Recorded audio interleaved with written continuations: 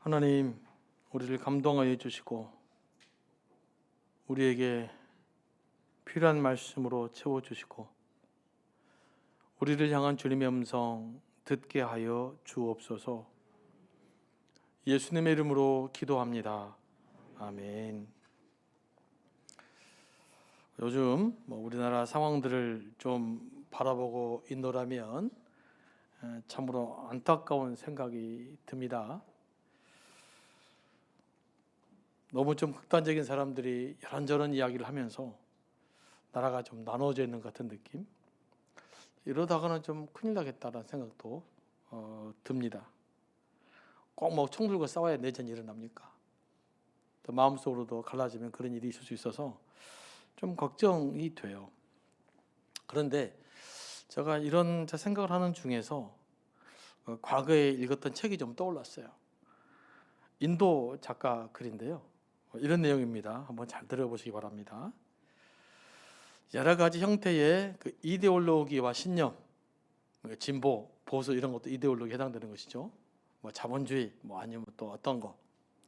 여러 가지 이데올로기와 신념이 사람의 마음을 좁게 만들고 좁게 만든다는 거죠. 시각을 좁혀버린다는 거예요. 인간과 인간을 갈라놓고 대립과 혼란과 적대감을 낳게 한다. 우리가 지지하는 신념이라는 것이 우리의 욕망과 밀접한 관련이 있는데 다들 민주주의니 어떤 이데올로기를 내미지만 그 이면에는 뭐가 있다?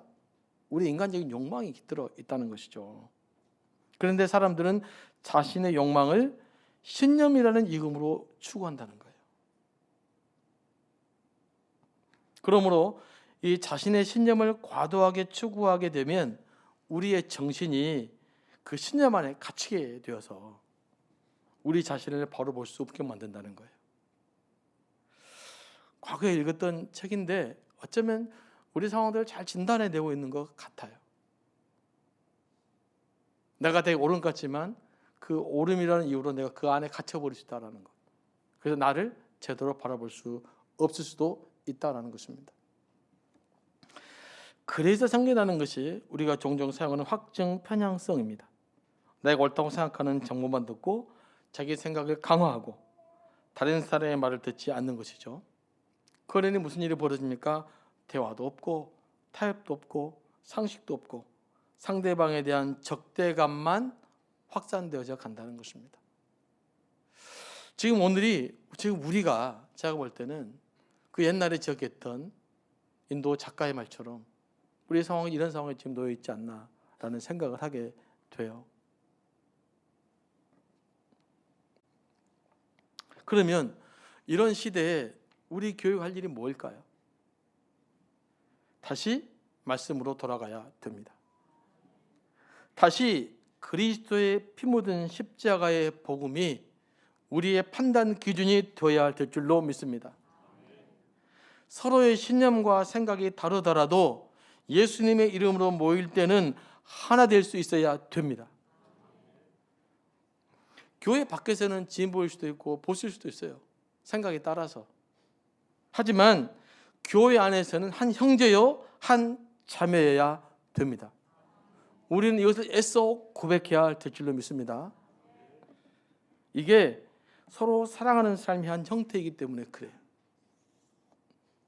그래야만 우리가 세상 사람들로부터 예수님의 제자라는 소리를 들을 수 있습니다. 세상 사람들은 여러분이 나는 진보다 그래서 예수님의 제자로 인정해 주지 않아요. 나는 보수다 그래서 여러분을 예수님의 제자로 인정해 주지 않습니다. 우리가 서로 다름에도 불구하고 용납하고 수용해 줄 때, 서로 다름에도 불구하고 애써 서로 사랑할 때 세상 사람들은 우리를 보고 주님의 제자라고 말합니다. 우리는 주님의 제자로 부르심을 받은 사람들이기 때문에 이제는 이 일들을 감당해야 될 줄로 믿습니다. 뭐든지 내 생각대로 사는 것은 쉽습니다. 그러나 한 발 물러서 생활을 공유하고 함께 살아가는 것은 더 어려워요. 하지만 그 길이 진정으로 잘 사는 길인 줄로 믿습니다. 오늘 말씀으로 돌아오면 백부장의 잘못된 선택으로 알렉산드리아에서 로마로 가는 배가 유라굴로라는 광풍을 만나 침몰할 지경에 이르게 됐습니다. 둘째 날에는 사공들이 짐을 바다에 풀어버렸고, 셋째 날에는 바다의 기구들을 다 버렸습니다. 배의 기구들을 다 버렸습니다. 사흘째 되는 날에도 풍랑은 계속되고, 하늘은 먹구름에 가려 낮에도 안 보이고 밤에 달도 별도 안 보였습니다. 배가 어디쯤 있는지 전혀 알지 못했습니다. 그래서 배에 탄 사람들은 살 수 있다는 희망조차 가질 수가 없었어요. 이런 상태가 며칠 동안 지속되었고, 사람들은 오랫동안 먹지도 못했습니다. 살 수 있다는 희망도 안 보이고 배도 고프고, 그들은 더욱더 절망 속으로 빠져들어갔습니다. 바로 그때 사도 바울이 말합니다. 21절, 22절 말씀인데요. 자, 21절 중반절부터 읽어보겠습니다. 여러분이여 내 말을 듣고 글에 대해서 떠나지 아니하여 이 타격과 손상을 면하였더라면 좋을 뻔하였느니라. 22절 내가 너희를 권하노니 이제는 안심하라. 너희 중 아무도 생명에는 아무런 손상이 없겠고 오직 배뿐이리라. 먼저 바울은 배가 출항하기 전에 자기 말을 들었었다면 이런 일이 없었을 거라고 말합니다. 이런 것을 보면 바울은 출항하기 전에 어떤 회의 같은 데서 강력하게 지금 출항하면 안 된다라고 주장했던 것 같습니다. 그런데도 사람들은 바울의 말을 듣지 않고 선장의 선주의 말을 듣고 출항했다가 지금 이런 일을 당하게 된 겁니다. 사도 바울은 성격은 좀 온순한 것만은 아니에요. 오늘 보면 일단 짚고 넘어갈 것은 분명히 짚고 넘어갑니다. 할 말은 하는 것이죠. 그리고 책임 소재도 아주 분명히 합니다. 하나님 없는 결정이 어떤 결과를 만들었는지를 보게 합니다. 객관적으로 보게 만들어요. 그것이 뭡니까? 하나님 없는 인간적인 결정으로 결국 살 소망이 없어졌다라는 것입니다. 바울은 그들이 처해 있는 상황을 똑바로 인식하게 만듭니다. 이것은 또한 사람들로 하여금 이후에 어떤 일이 벌어질 때 그 변화된 상황을 정확하게 인식하기 위함입니다. 현재를 잘 알아야 미래에 벌어질 일들을 바르게 인식할 수 있습니다. 현재를 왜곡되게 인식하면, 현실을 왜곡되게 인식하면 미래는 왜곡될 수밖에 없습니다. 그래서 무엇보다 지금 처해 있는 현실에 대한 바른 인식이 중요합니다. 이 바른 인식이 쌓였을 때 건강한 역사의식이 생겨나는 거죠. 하지만 여기서 실패하면 역사가 왜곡되어 버리는 거예요. 이제 바울은 배에 있는 사람들에게 뭐라고 말합니까? 안심하라. 이제는 안심하라 라고 말합니다. 배는 파손되겠지만 여러분의 생명에는 지장이 없을 거라는 말이죠. 여러분, 지금 이 말을 우리는 되게 쉽게 듣는데 지금 조글동말동 하는 상황에서 이 말을 들은 사람들의 반응은 어땠을까요? 아멘 그랬을까요? 고맙습니다 그랬을까요? 야, 배우고 침몰하게 생겼는데 안심하라니 이 사람이 돌았나? 이런 생각 했을 거예요. 여러분, 이 상황에서 곧 죽게 생겼는데 사도 바울의 말이 믿어지겠어요? 뭐 저 같아도 안 믿어지겠어요. 곧 뒤집어지게 생겼는데 하루 이틀도 아니고. 그래서 바울은 자기가 왜 이런 말을 하는지 말합니다. 자, 23절부터 25절까지 말씀인데요. 다 같이 한번 읽어보겠습니다. 시작.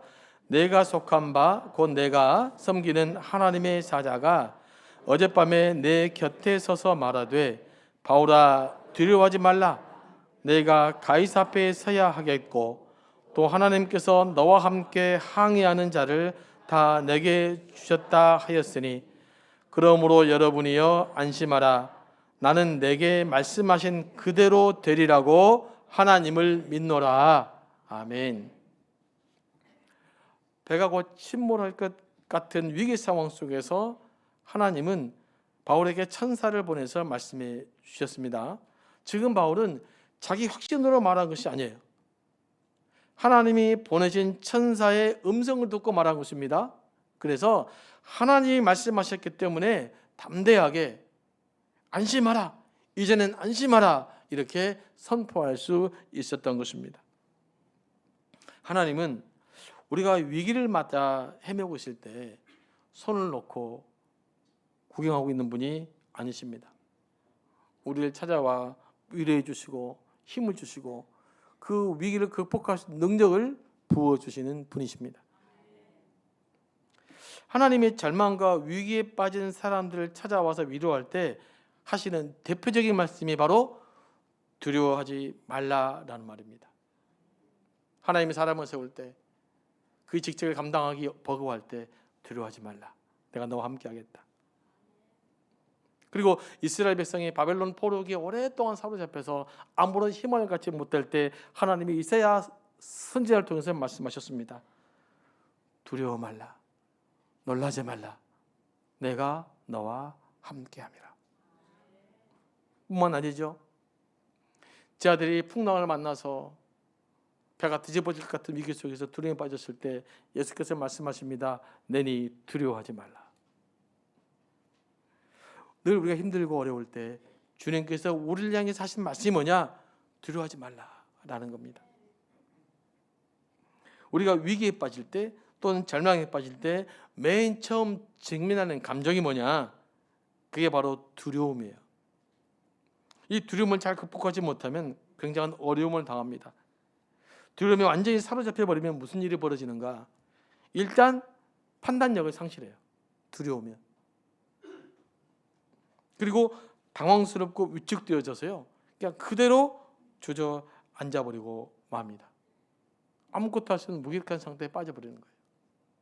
그래서 우리가 어떤 형태든지 두려움을 극복하지 못하면 우리는 늘상 어느 순간에 언제 무너질지 모르는 거예요.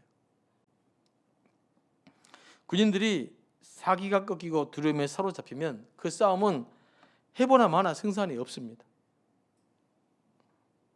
하나님이 바울에게 두려워하지 말라라고 하는 것은 그 상황을 견뎌낼 수 있는 힘과 새로운 소망을 주기 위함이에요. 그리고 그 상황을 제대로 인식하고 판단하기 위함입니다. 그런데 이 말씀을 가만히 묵상해 보면 바울도 풍랑이 두려웠음을 알 수 있습니다. 그러니까 천사가 바울에게 찾아가서 맨 처음 하는 말이 두려워 말라였겠죠. 우리가 오해하는 것이 있어요. 믿음이 좋은 사람은 전혀 겁도 없고 두려움도 없고 그냥 모든 면 당당할 수 있다고 생각한다면 여러분들은 잘못 이해하고 있는 거예요. 성경에 그런 인물은 존재하지도 않아요. 우리가 아무리 능력이 많고 헌신된 사람이라도 늘 당당하고 떳떳할 수만은 없어요. 늘 두려움 없이 살아갈 수는 없습니다. 다른 사람들과 동일하게 두렵고 떨리지만 하나님을 의지합니다. 하나님께 소망을 두고 하나님께 기도합니다. 그래서 문제 해결을 받는 사람이 우리 예수 믿는 사람들이에요.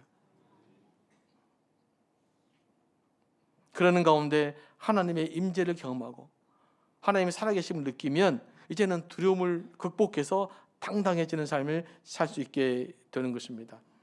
이런 경험을 바울이 했기 때문에 바울은 뱃에 있는 사람을 향해서, 두려움에 떨고 있는 사람을 향해서 이제는 안심하라 라고 말할 수 있었던 것입니다.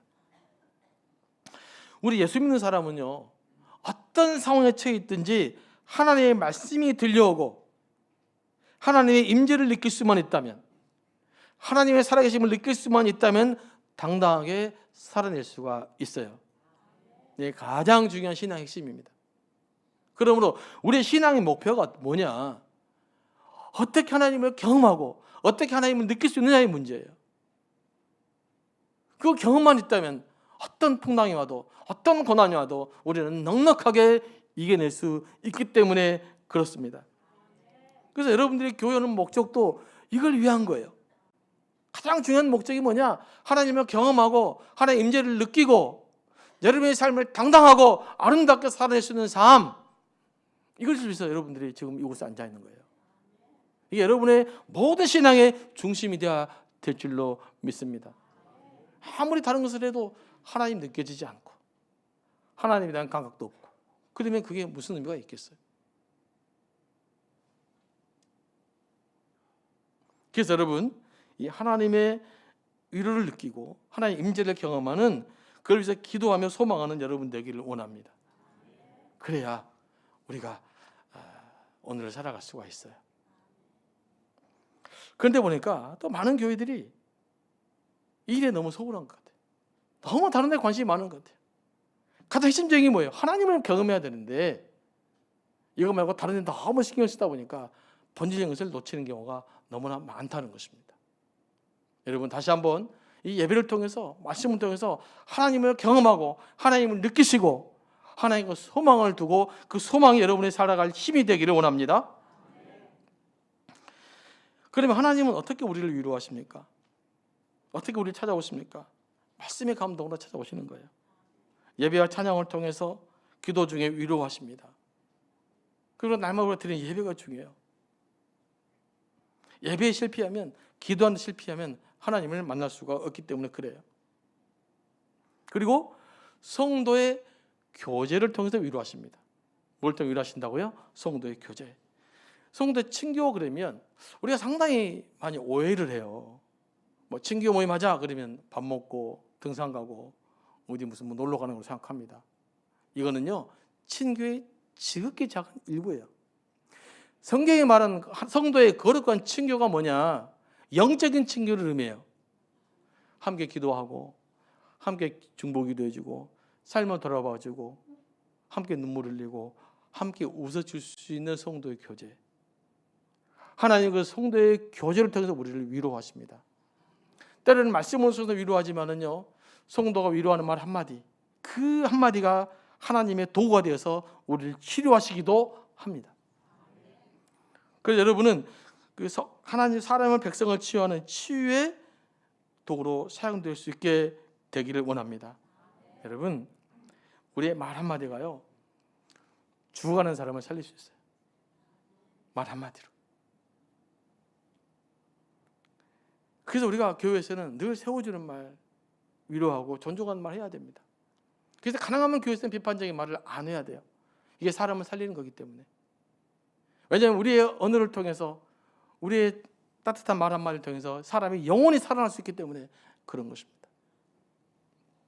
여러분 모두가 사람들을 위로하는 거룩한 성도로 세워지기를 원합니다. 우리에게 모든 모임 속에서 이런 거룩한 성도의 교제가 회복할 수 있게 되기를 원합니다. 바울의 선포는 배에 탄 사람들에게 희망과 위로가 되는 복음입니다. 상황을 보니 곧 죽게 되어 있어요. 그런데 너는 죽지 않고 살게 될 거다. 이 소식이 얼마나 큰 힘과 위로가 되겠습니까? 하지만 이 소식을 믿지 못한 사람들에게는 여전히 죽게 될 거라는 두려움과 공포 속에서 살아갈 수밖에 없는 것입니다. 이 배에 며칠이 더 있었는지는 모르지만 한번 생각해 보십시오. 너는 살게 될 거라, 안심하라, 이 말씀을 믿고 이 풍랑을 견디는 사람과, 야, 나는 이제 내일 죽게 될지 모른다, 좀 있으면 배가 엎어질지도 모른다, 나는 곧 죽게 될지도 모른다 라고 생각하는 사람과 어떤 사람이 훨씬 더 건강하고 훨씬 더 능력 있는 사람이 살아갈 수 있을까요? 이 복음을 믿고 하나님이 우리를 지켜줄 거라고 안심한 사람들은 엄청난 풍랑이 왔어도 희망차게 견딜 수 있었을 테지만, 하지만 그러지 못한 사람들은 하루하루가 한 시간 한 시간이 죽음의 시간이었을 거예요. 이 복음을 믿는 것이 이런 능력이 있는 거예요. 그리스도의 복음도 마찬가지입니다. 그리스도의 복음을 믿는 자는 자유와 희망을 얻지만 복음을 믿지 못한 사람들은 그렇지 못해요. 늘 불안합니다. 그래서 하는 일이 뭐냐? 집착한 거예요. 뭔가는 붙들어야 되겠고 진리는 없고, 그러니까 뭔가를 집착하게 됩니다. 여러분이 내가 얼마나 복음적 삶이냐 아니냐, 내가 하나님을 얼마나 잘 믿고 사느냐 그렇지 않느냐는 여러분이 집착하는 수준에 보면 알 수 있어요. 난 집착하는 것이 많다, 막 수양적인 집착하는 것이 많다, 그러면 아직 복음의 능력이 여러분에게 온전히 임하지 않아서 그래요. 뭐 사람이라는 건 집착 없이는 살 수 없죠. 그러나 어느 정도 하다가 말아야 되는 거예요. 자꾸 집착하는 개수가 많아질수록 지금 나는 불안한 삶을 살고 있다라는 반증이기 때문에 그것을 보면서 여러분의 그 삶을 좀 점검할 필요가 있단 말이에요. 이제는 안심하라는 사도 바울의 말씀이 실은 요즘 저에게 큰 위로가 돼요. 여러분도 각자 견해가 다르겠지만 저도 그 대통령 탄핵 문제로 스트레스를 좀 받습니다. 백성들의 마음이 나누어져 있기 때문에 그래요. 또 이 극단적인 주장을 하는 사람들이 돈 벌려고 이상한 소리 해대다 보니까 이러다가는 백성들이 좀 나눠주겠다. 두 나라가 지금 나누면 어떻게 되나. 조금 전에 언급했다시피 꼭 총 들고 싸워야 내전인가. 사상이 나눠지고 생각이 나눠지고 서로 화해할 수 없는 강을 넘어가 버린다면 그야말로 큰 걱정이 아니겠는가. 이런 생각을 해봐요. 네, 제가 별로 애국자는 아닌데 요즘 그런 생각을 좀 합니다. 그런데 이 이번 주 말씀을 묵상하면서요, 이제는 안심하라는 말씀이 진짜 저에게 마음으로 다가왔어요. 이제는 안심하라. 그렇게 말씀하시는 것 같았어요. 하나님께서 제게 이런 말씀을 주셨습니다. 야, 대한민국을 내가 지키지 정치인들이 지키냐?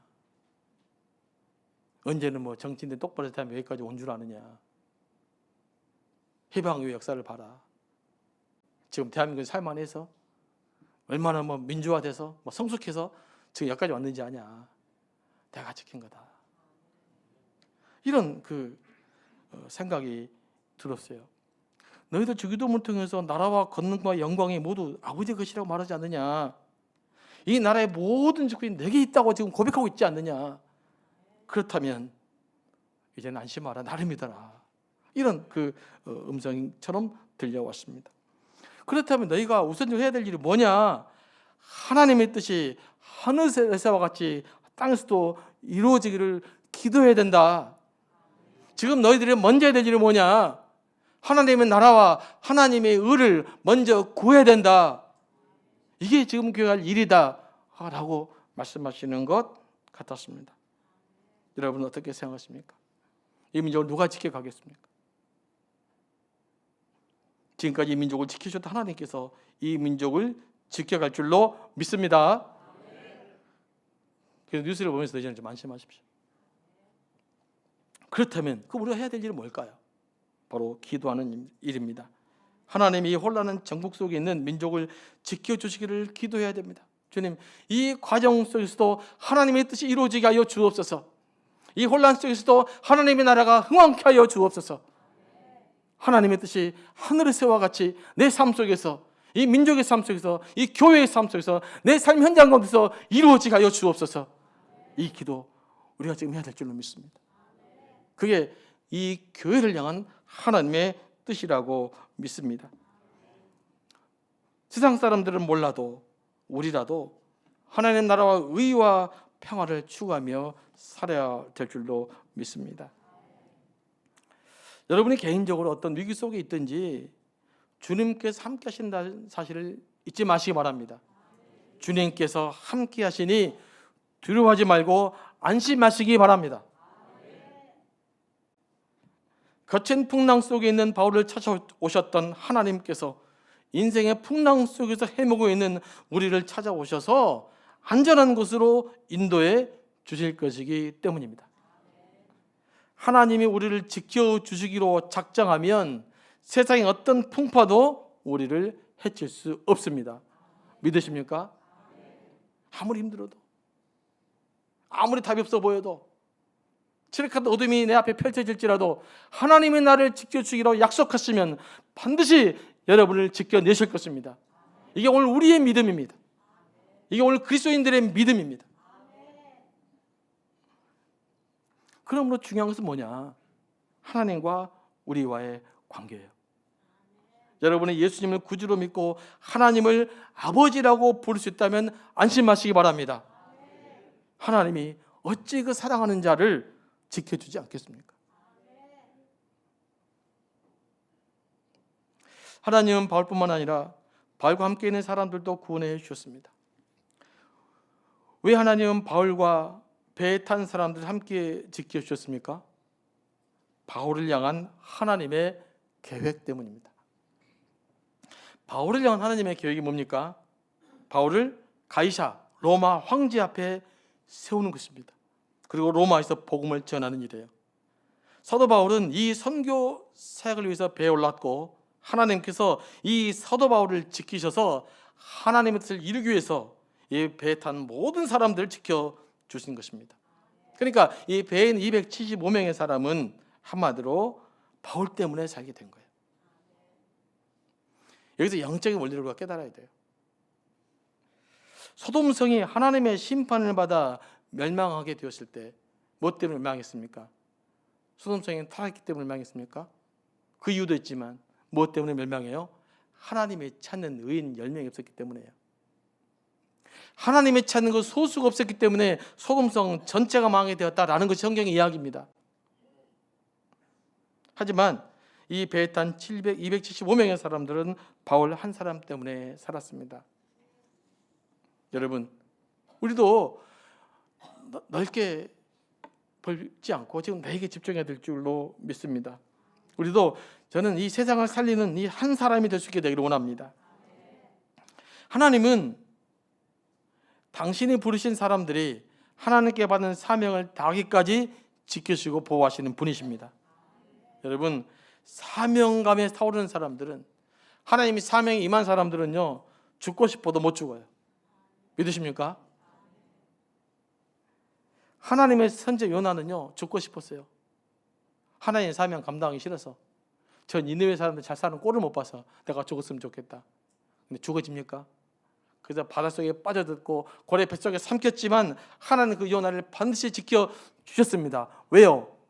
요나를 통해서 해야 될 일이 있기 때문에 그래요. 요나를 통해 수많은 백성을 살려야 되기 때문에 그 사명이 있는 한 요나는 죽고 싶어도 죽을 수가 없었던 거예요. 우리도 마찬가지예요. 여러분이 하나님의 사명이 있고 하나님 여러분의 쓰실 일이 있는 한 여러분의 책임 여러분 마음대로 못해요. 하나님이 반드시 지켜주실 것입니다. 우리 모두 살면서 크고 작은 위기를 만납니다. 위기를 직면할 때 가장 잘 극복하는 방법이 뭐냐? 이 사명자의 마음으로 살아가는 거예요. 하나님이 나를 부르시고 구원하신 데는 분명한 뜻이 있다. 나를 또 이루신 하나님의 일이 있다. 믿으십니까? 여러분 모두를 통해서 감당하는 하나님의 일이 있습니다. 여러분이 믿거나 말거나 확실해요. 그 사명을 발견하면 돼요. 그래서 하나님 뜻을 이루고자 하는 마음으로 사는 거예요. 사업도 사명자의 마음으로 감당하고, 직장도 사명자의 마음으로 감당하고, 먹고 사는 문제도 사명자의 마음으로 감당하다 보면 새로운 삶의 에너지가 회복되는 거예요. 그러므로 이런 혹시 위축되어 있거나 절망하고 있다면 다른 해결책이 있는 것이 아니에요. 여러분 향한 하나님의 사명을 붙드시기 바랍니다. 이 혼란의 시기에 하나님이 찾는 사람은 바로 의인이에요. 하나님의 사람입니다. 그래서 사람이 중요해요. 우리 교회도 마찬가지입니다. 우리 교회가 살아나기 위해서는 다른 것이 중요한 것이 아니라 바로 사람이 중요합니다. 어떤 사람이 있느냐의 문제예요. 하나님의 뜻을 품고 사는 의인들이 중요하다는 말이에요. 지금 우리에게 필요한 것은 의인 몇 사람이 중요한 거예요. 이 혼란의 시대에 하나님이 찾는 사람들은 하나님 헌신된 거룩한 예배자들입니다. 교회를 품고 기도하는 사람들입니다. 예수의 마음을 품고 하루하루 살아가는 사람들입니다. 여러분이 드리는 예배, 마음을 다하는 기도, 예수님의 마음을 품고 몸부림치는 삶, 그 한순간 한순간을 통해서 교회가 살아나고 민족이 살아날 줄로 믿습니다. 우리가 부족하지만, 우리가 연약하지만, 그럼에도 불구하고 단 한순간이라도, 단 하루라도 내 삶을 통해서 하나님의 뜻이 이루어지기를 몸부림치며 나아갈 때 하나님은 그 몸부림을 사용하실 줄로 믿습니다. 지금 우리에게 필요한 그것인 줄로 믿습니다. 바울이 배에 탄 사람들 향해 안심하라고 선언하면서 뭐라고 말씀하십니까?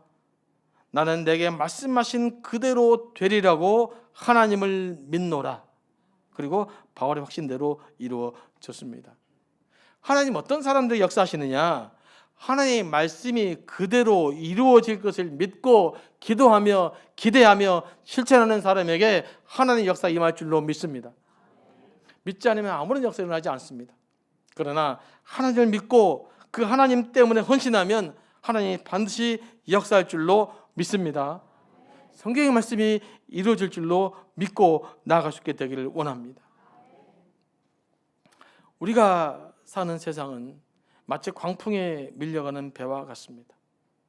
지금 이 시대에 우리가 듣고 믿어야 될 말씀이 뭐냐? 주 예수를 믿으라. 그리하면 너와 네 집이 구원을 얻으리라. 주 예수를 믿으라.